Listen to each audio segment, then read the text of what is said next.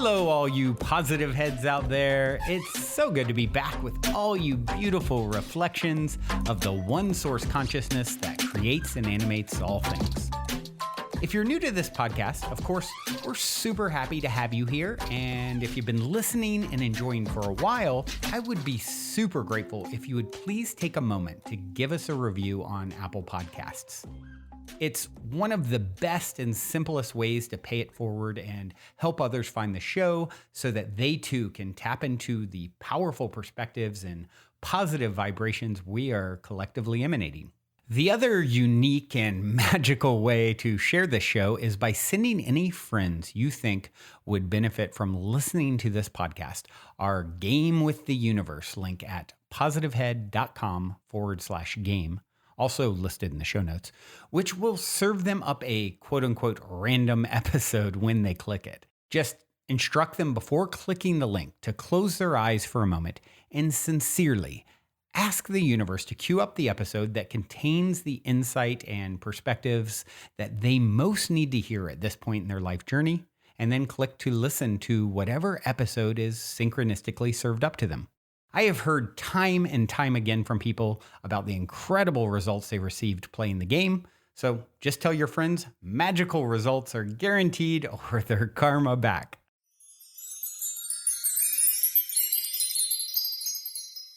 All right, all you positive heads, welcome, welcome. Here we grow again. It is a Friday here in the studio, and I am excited to be back with each and every one of you to share, grow, explore, comprehend or contemplate, hopefully comprehend the ultimate nature of reality. And so how are we going to do that? Well, I have this deck sitting here from the incredible Michael Singer called the Untethered Soul, a card deck. I actually read from or pulled a card randomly, maybe a couple months ago now. And for those of you who aren't familiar, the Untethered Soul, excellent book, surrender experiment as well. I've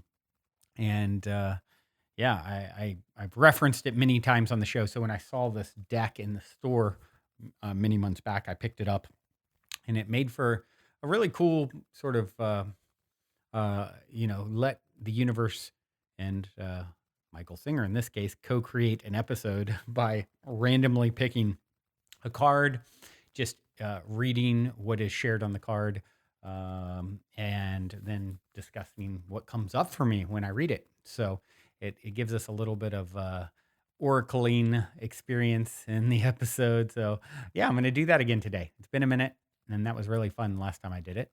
So I highly recommend checking out those books as well if you have not had the chance to check out Michael Singer and his work. With that being said, let's pull a card here and see what comes up. All right, here it is. Fear is a thing. It's just another object in the universe that you are capable of experiencing. Ooh, I like that one. Fear is a thing. It's just another object in the universe that you are capable of experiencing. Ooh, what comes up for me? Fear is something that has been a big part of my own healing journey and spiritual journey and the human experience. I think for all of us in different ways. I've referenced before, like, for example, doing plant medicine, ayahuasca. I've done it half a dozen times, and the theme has been processing fear for me. I instantly think of fear, FEAR, meaning it's two options: forget everything and run, or face everything and rise. And I like when you take fear and you frame it in this light, what he's done here. Fear is a thing. It's just another object in the universe that you're capable of experiencing. It's instead of giving it all the charge that it can have, obviously fear is one of the most charged things in the human experience, right? I think of something that I've talked about on the show before. If someone were to hit you, and then you start telling the story around that, it's a very dramatic, traumatic sort of experience. And then you share, oh my gosh, I was abused, and my father, my mother, my boyfriend, my girlfriend, whatever, whoever, they abused me, and in this sort of victim energy, and it's all the story around it and supercharged. Or you take the same thing and you look at it as a thing, a happening. The universe exploded outward since the Big Bang, and things are still in that unfolding process. And at some point, a fist struck my chin, and it stung. And that is a lot less charged, energetic description than I was abused. And, so yet the same physical act has taken place, right? So that's what I think of when I hear this one. Fear is a thing. It's just another object. It's an object like a tree, or the thought of love, or and it's a useful object. It actually keeps us really safe. A lot of times, it's that there's a healthy amount of it, and a time and a place for it where it really serves us as a tool. To I'm fearful if I walk into oncoming traffic, I'm going to get hit by the bus and barreling down the lane. Good point. So where it really becomes problematic is when it gets out of balance, right? And so if you can keep it in perspective, and keep it also, not look at it as something, JFK, I believe, was the one that said it, right? The only thing to fear is fear itself. And if I'm remembering, I think it might have been Tony Robbins who said, he took it a step further. The only thing to fear is the fear of fear, right? We're scared of being scared a lot of times. So fear becomes this thing that just builds on itself and continues to, and it can dominate our lives. I think back to the old friend I've referenced before on the show who used to, I remember going out for walks with him, and, in the neighborhood, and him hiding behind a pole at a crosswalk. And I'm like, what are you doing? He's like, well, what if one of these cars rides off the road and hits me? It's like, bro, smoke less weed. But it was, it was a deep-seated fear. He had a lot of fear. So if you can look at it more as a, even evil, same thing. It's not something to give so much charge to. It's actually a part of the recipe of existence that's necessary for the machinery of reality to function and work and create all the upside and joy and survival and all the positive aspects of being eternal beings and existing. All that is necessary. Evil is live spelled backwards, right? So putting fear in the right bucket and looking at it as a another object in the universe that you're capable of experiencing, and not giving it all the other story around it, so that then, even though it may be challenging to deal with sometimes, and it's serving you sometimes, certainly, there's not all the other, the lens that's distorting it for us, right? That's what I got to say about that one. So let's see. Let's pull another one. Here it is. There is nothing more important to true growth than realizing that you are not the voice of the mind. You are the one who hears it. Whew, powerful one for sure. Understanding, the power of now talks a lot about this. And this was Eckhart Tolle's big breakthrough, which then led to, one of the greatest selling spiritual books of all time. Was him realizing, like, I can't live with myself anymore, right? And he's like, hold on. He was like literally suicidal and having that thought. Hold on. Who can't live with who? Like that, I can't live with myself. Well, who's I and who's myself? And they seem like they're two different people, right? Or two different energies. And we are multidimensional, multifaceted beings. We're like an onion, right? There is, I believe, the true you is the silent observer that's been there observing since you were 5, and that will be there when you're 95. The unmoved mover who's watching. It's sort of in the eye of the storm of your life. It's just it's observing. And when you realize that, hold on, all these thought forms, they're really like clouds going across, this unmovable,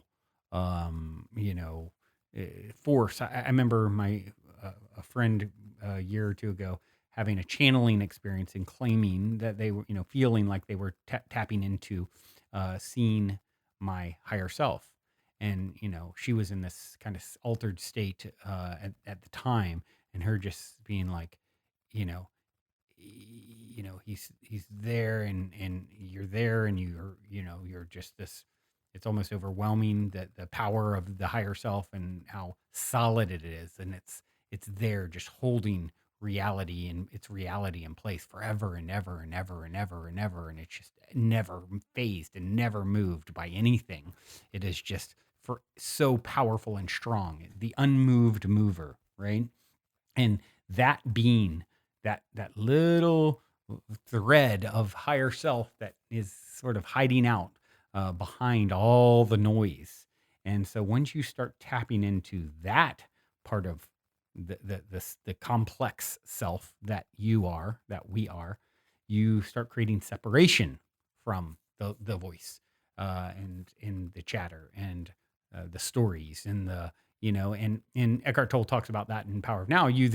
What you'll start noticing is when these, he calls it the pain body, these parts of self that come up, the voices that come up and are flaring and sort of throwing temper tantrums, and angry or sad or mad, or whatever, and you catch it.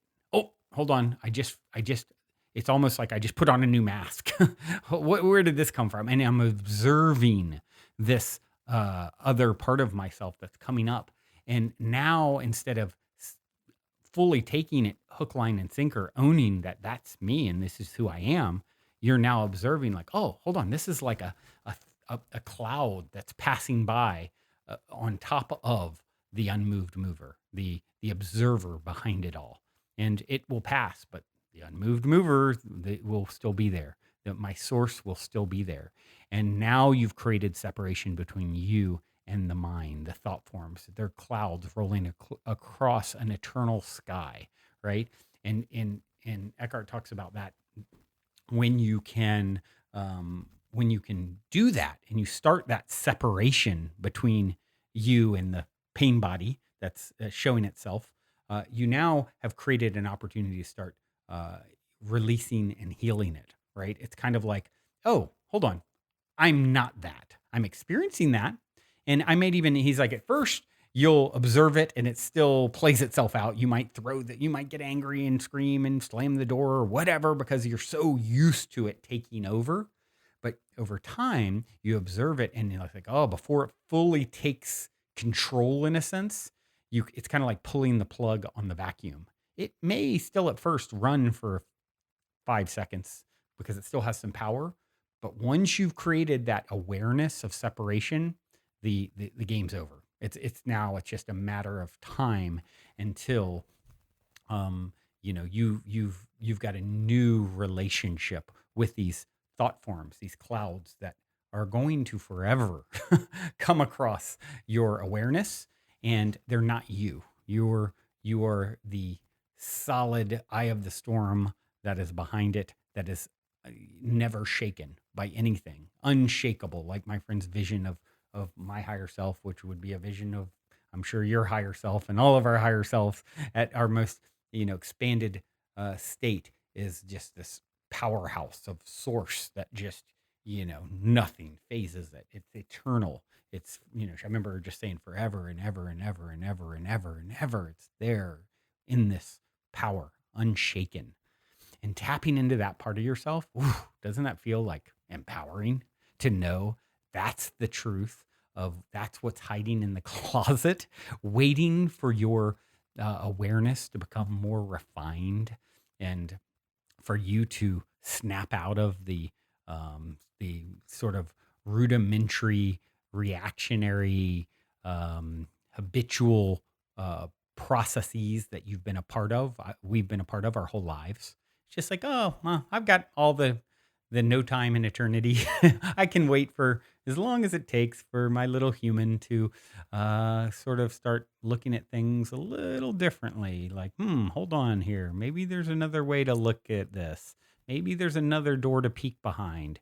And that, it's that quiet force that actually is the most, powerful, right? It's like, what is the saying? Like, um, uh, thunder, what is it? Something to the effect of like thunder. It's not the thunder that, the loud thunder that creates the growth. It's like the rain, the quiet rain that's falling, something like that. I'm kind of butchering it, but you get the idea. So that's where we're at. If you're hearing this broadcast, if you're at a point where you're, out of all the things vying for your attention, that you're tuning into this message, this vibrational offering, you are in that refinement process, and it is a very exciting place to be in. I mean, literally every day now for me, it's just like, even in the last few years, the amount of growth that I've personally experiencing by like, kind of, the more I know, the more I realize I don't know, and the more humble I'm getting with, like, yeah, I'm a genius sometimes, and I'm a complete idiot sometimes. I'm a child sometimes. I'm acting like a baby, and when I don't get my way, or lashing out at my loved ones, or being reactionary. And you know what? I can own that when I do it. Now I'm at a place where I can actually, my ego, is not driving the ship so much so that I can say, yeah, I have, sure, I have moments of greatness. And I have many, many moments of like, oh gosh, Brandon, like, what? Like, you can do better, bro. Come on, you got this. Like, yes, I apologize to my mother, my partner, my business partners, my girlfriend, my son, like, whatever. It's like, you get to the point where it's like, the most enjoyable win is being strong enough to be true with yourself. Not needing to be right, and being aware and willing to admit that, like, I still have a lot. The further you go, the more you realize there's infinity of growth stretched out before you. So, it's important to remember and be gentle with ourselves too. The journey is the goal, right? Because no matter how far we journey into greater awareness and expansion, as fractals of source, source is infinite. And so there's always infinity of opportunity stretched out before it, no matter what level we evolve or advance to. So that definitely should keep us humble. It's definitely keeping me humble. And all that being said, I'm just super proud to be here, and proud to be here with you. We are doing it together, and thank you for taking the journey. I hope this has been as helpful for you as it has for me today. I do have a song to leave you guys with. And yeah, before I do, I just, one more quick reminder. I've been asking at the front of the show for reviews on Apple for a while. Haven't gotten a ton of them. So if the show has been benefiting you, I would just ask you to take a moment and to leave a review. It would really help us to sort of reach more people. They've changed things over at Apple with their algorithm and everything. And I've been asked for a while, for a few years. And yeah, it'd be helpful. If not, that's okay too. But yeah, I'm passionate about, even with this show, it's like I've had ups and downs and lulls, and feeling less inspired at times a few years back because I was stretched so thin, and and feeling more inspired again. And it's just like the ebbs and flows of life, and feeling really inspired. And I just want to get that to as many people as possible. And thanks for your help in doing that. With that being said, I have Frameworks here featuring Cleopold. The song is called Blue Light. Until next time, journey well. Love you so much.